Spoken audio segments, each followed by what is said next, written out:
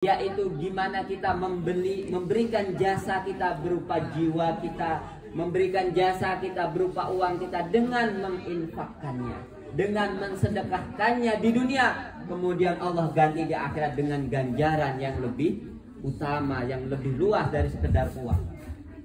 Para jamaah rahimakumullah, oleh sebab itu selanjutnya saya ingin membicarakan tentang apa hikmah dan keutamaan dari bersedekah.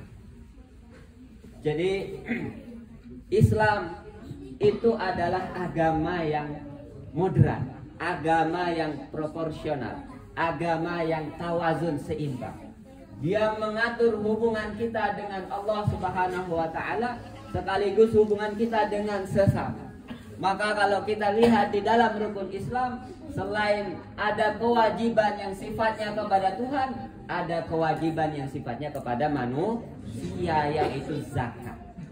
Maka di dalam Al-Quran tidak pernah terpisah antara perintah untuk sholat dengan perintah untuk zakat, bahkan beramal soleh. Wal asri innal insana lafi khusrin illal ladina amanu wa amilus sholihat. Jadi tidak terpisah antara iman dan beramal soleh. Salah satu amal soleh yang diwajibkan itu adalah zakat. Zakat itu makna awalnya adalah harta yang berlebih, tapi kemudian di ayat yang lain ada kalimat lit tazkiyah, yaitu untuk menyucikan. Maka kenapa sih kita diwajibkan untuk mengeluarkan harta kita? Pertama adalah untuk menyeimbangkan ekonomi, menyeimbangkan rezeki, di mana Allah memberikan rezeki kepada kita semua tidak sama. Ada yang kaya, ada yang miskin, ada yang sedang-sedang, ada yang melarat. Maka oleh sebab itu Allah mensyariatkan zakat agar seimbang, agar tatanan dunia ini seimbang. Selain itu yang kedua adalah untuk menyucikan harta kita. Maka Bapak Ibu semua, jangan hanya menjaga diri dari kotoran yang sifatnya bohir, kotoran yang sifatnya habis hadas kecil, misalnya Bapak Ibu semua wudhu, Bapak Ibu semua mandi besar. Tapi ada yang lebih penting dari itu adalah menjaga kotoran-kotoran yang masuk dalam hati kita. Salah satunya yang lebih berbahaya adalah kotoran dari harta tadi. Maka disyariatkannya zakat itu adalah untuk mensucikan harta tersebut yang masuk kepada perut kita, yang masuk kepada makanan, yang menjadi makanan sumber penghasilan. Maka insya Allah dengan zakat, apalagi ditambah infak, apalagi ditambah sedekah, apalagi untuk kemaslahatan masjid kita tercinta, insya Allah harta jenengan semua berkah. Amin. Berkah itu sederhana, Bapak Ibu semua. Berkah itu tidak terlalu banyak, tapi sangat mencukupi. Tidak terlalu banyak kok tiba-tiba semua tercukupi. Sebagaimana cerita Rasulullah SAW dulu, seringkali para sahabat datang dengan porsi makanan yang sedikit, tapi dengan mukjizat Rasulullah hanya dipegang, makanan itu dipegang, kemudian ternyata berhasil dibagi ke seluruh sahabat yang secara rasional kita tidak cukup. Nah, itu berkah dari kebermanfaatan bersama, kebermanfaatan sosial. Maka rajin-rajinlah Bapak Ibu memakmurkan masjid. Tidak hanya datang, tidak hanya ngopi-ngopi, tidak hanya i'tikaf, tapi sesekali nyumbang. Kalau ada uang hari itu tersisa, jangan ditunda-tunda. Sedikit banyak gak apa-apa, yang penting segera disumbangkan. Karena kalau ditunda-tunda itu termasuk makar dan setan. Para jamaah Masjid Minu yang dimuliakan oleh Allah, Imam Ghazali di dalam Ihya Ulumuddin bab Asraruz Zakat memberikan 7 adab, memberikan 7 ibarat kata etika, tata cara kita ketika mengeluarkan zakat. Setelah kita tahu tadi hikmahnya, yang pertama adalah untuk pemerataan sosial, yang kedua adalah mensucikan diri kita. Sekarang bagaimana sih tata cara atau adab ketika mengeluarkan zakat. Tidak hanya zakat, termasuk sedekah, termasuk infak. Kalau redaksinya dalam Al-Quran adalah infak. Yang pertama adalah kita harus paham bahwa zakat itu termasuk, sebagaimana saya jelaskan di awal, kewajiban alias termasuk dari rukun Islam. Dan kewajiban itu bentuknya adalah ujian dari Allah. Kenapa? Karena manusia fitrahnya itu suka duit, maka berat rasanya mengeluarkan itu. Betul tidak betul? Berat mengeluarkan uang itu berat. Karena di dalam Al-Quran disebutkan zuyyina lin-nasi hubbus syahawati minal nisa'i wal banina wal qanatirul muqantarah. Kita ini tercetak untuk suka duit gitu. Kalau yang merah-merah, kalau di Indonesia kan duitnya warna merah. Yang merah-merah itu langsung seger ya. Mata ini langsung seger, yang semula sakit dia langsung seger. Obatnya gak usah apa, cukup yang warna merah. Gitu. Jadi yang pertama kita harus tahu bahwa kewajiban zakat itu bentuk ujian dari Allah. Tapi ujian kembali kebaikannya bukan kepada Allah tapi kepada kita. Sehingga kita dilatih untuk melawan fitrah tadi. Dengan melawan sifat bakhil, melawan sifat kikir. Yang sebenarnya kalau kita telusuk filosofinya, orang memberi itu manfaatnya tidak hanya kembali kepada si yang diberi, tetapi hakikatnya kembali kepada si pemberi juga, yaitu sifat kedermawan, yaitu sifat ringan tangan, yaitu sifat kemuliaan. Maka Islam tidak mengajarkan kita untuk bermental mengemis, tapi bermental ringan tangan. Tangan di atas lebih baik daripada tangan di bawah. Itu yang pertama, Bapak Ibu.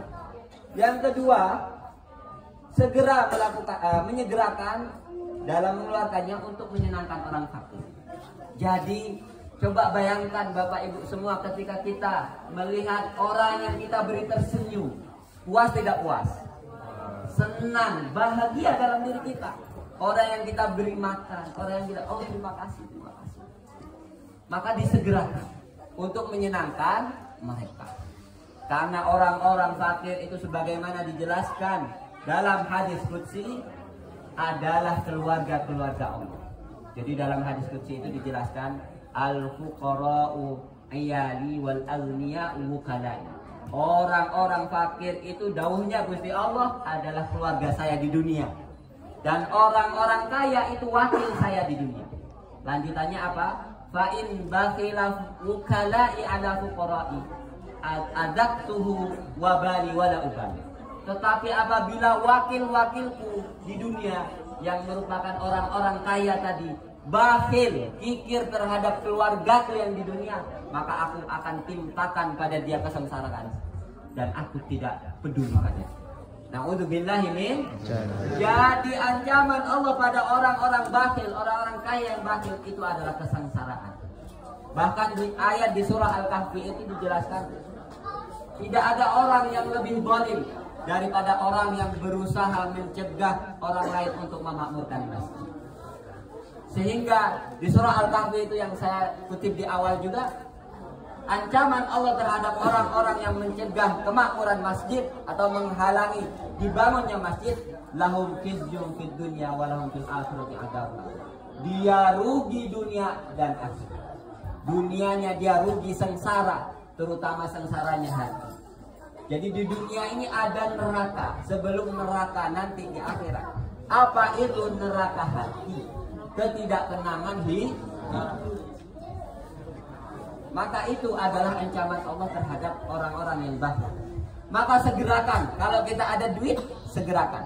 Jangan ditunda. Orang-orang fakir itu mulia. Orang-orang fakir tadi adalah keluarganya Allah. Maka insya Allah kita akan mulia dengan memuliakan. Jangan dihardik, jangan dihinakan. Sebagaimana di surah Ad-Duha, ammal yatima fala taqhar wa ammas sa'ila fala tanhar.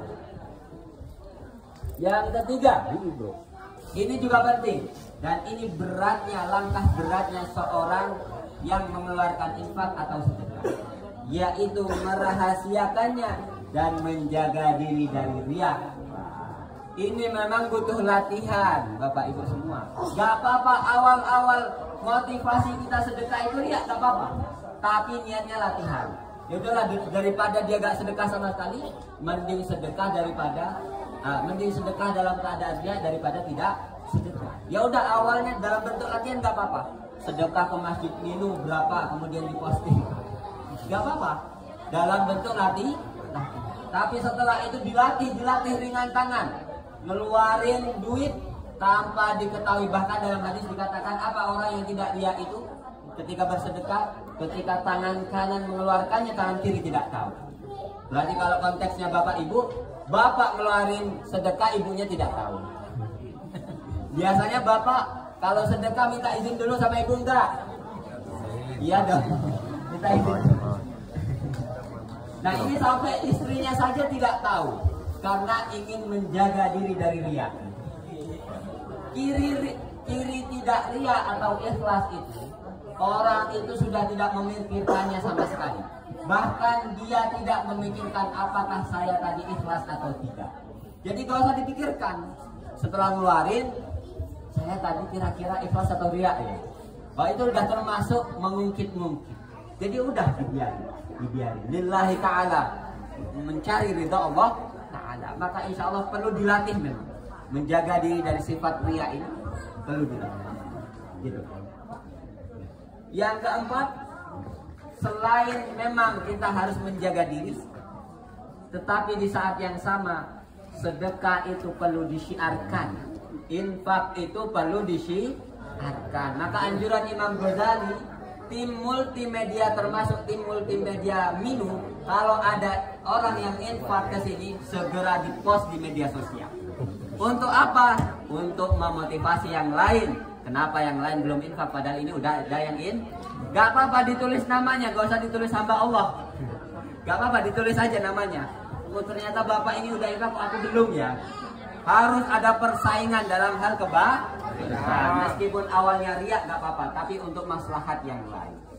Jadi syiar kebaikan itu penting, terutama di zaman sekarang di mana maksiat itu sudah ditampakkan tanpa ada rasa malu. Kenapa kita malu terhadap kebaikan? Kenapa kita malu terhadap amal baik? Maka tim multimedia harus gercep, harus gercep. Yang kelima, ini juga adab yang penting, di mana orang-orang biasanya kalah atau orang-orang itu susah untuk mengendalikan sifat. Apa yang kelima? Tidak merusak sedekah infak tadi dengan apa?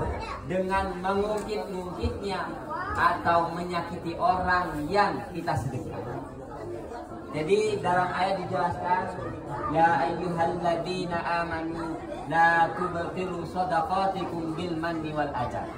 Wahai orang-orang yang beriman, janganlah engkau membatalkan sedekahmu dengan mengungkit-ungkit dan memberikan gangguan atau rasa menyakiti. Jadi biasanya nih, kalau kita bantu orang, kita ungkit-ungkit enggak? Biasanya kita ungkit. Aku udah bantu kamu dulu, aku udah besarin kamu, aku udah nyekolahin kamu. Memang manusiawi, kita manusiawi karena udah ngeluarin duit bang. Makanya ini level tertinggi kalau kita tidak bisa mengungkit. Apalagi yang kita beri ternyata dia tidak tahu jasa terima kasih. Biasanya kita mungkin lo sudah saya bantu kok nggak tahu diri.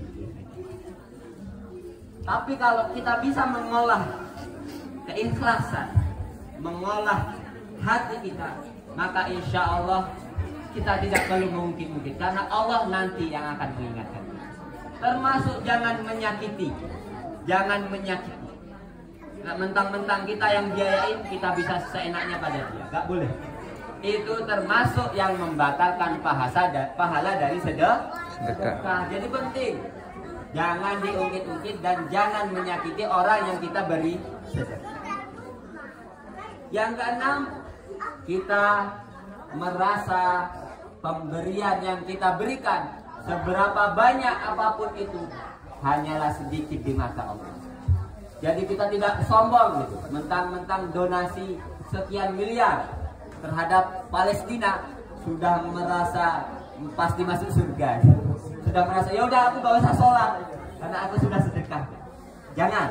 Itu termasuk cara setan untuk menipu kita.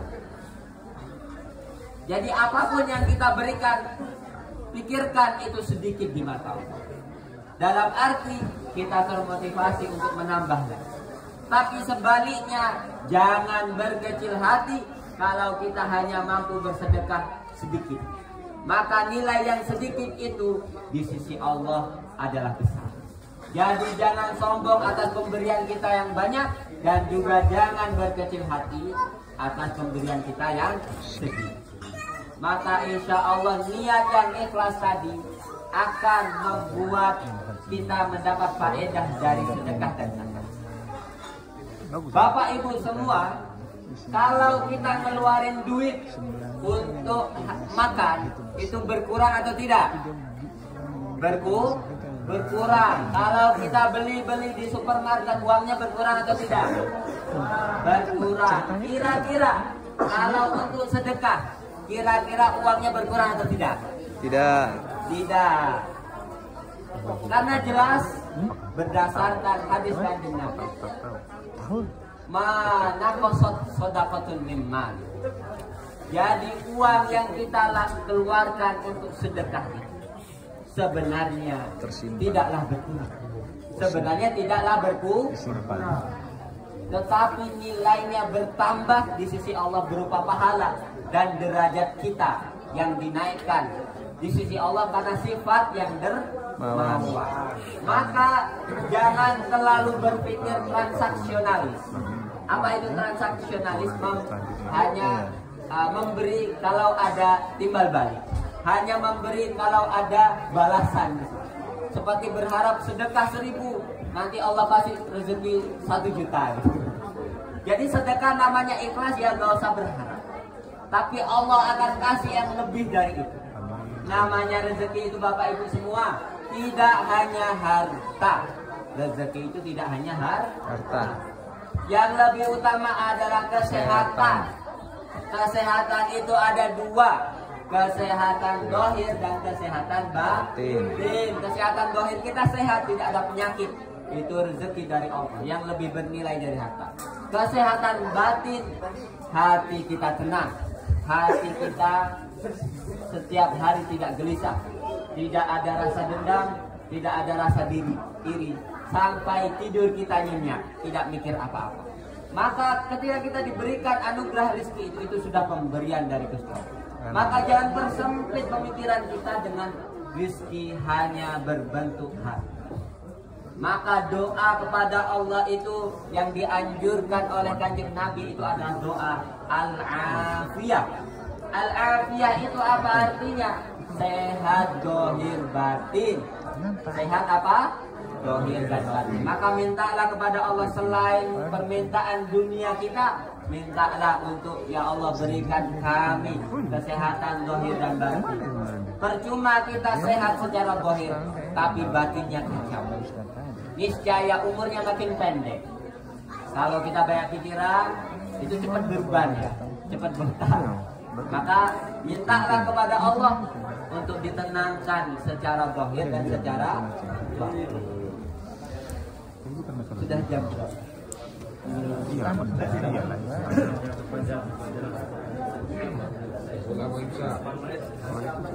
Para jamaah mungkin 5 menit lagi aja untuk persiapan. Para jamaah majlis yang berbahagia, yang terakhir yang dikatakan oleh Imam Ghazali, kita harus menyeleksi siapa yang akan kita berikan zakat, siapa yang akan kita berikan sedekah. Jangan tiba-tiba ngasih asal terkena misalnya iklan gitu. Kayak zaman sekarang itu kan banyak fundraising yang abal-abal, atau iklan donasi Palestina, donasi korban bencana, tapi ternyata tidak disalurkan. Maka Bapak Ibu semua harus cek dan recheck, atau cek dan cross check apakah fundraising itu benar-benar amanah atau tidak. Tapi insya Allah kalau Lazisnu ini ya, Lazisnu untuk donasi Palestina insya Allah aman. Maka Bapak Ibu semua jangan ragu-ragu untuk donasi ke Lazisnu. Itu sudah ada selebarannya. Jadi harus dipilih. Pertama kriteria orang yang diberikan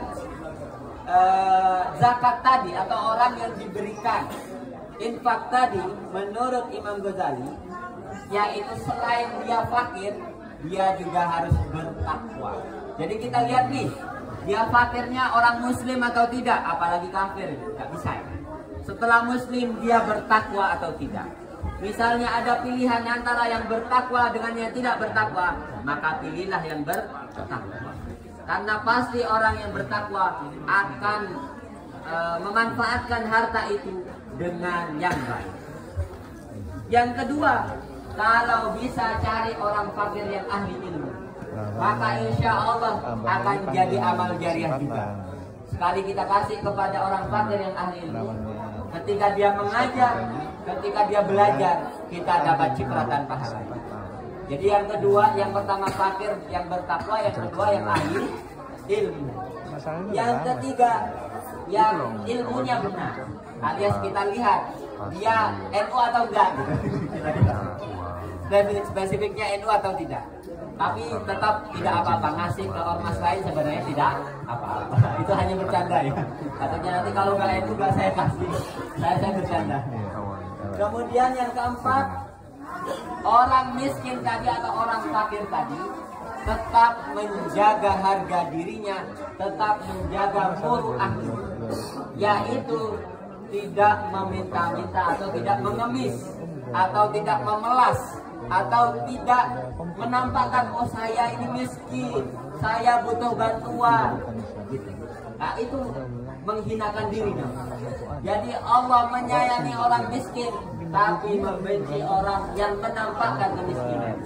Jadi bagaimana sebisa mungkin kita tidak menampakkan kemelasan atau kemiskinan tadi.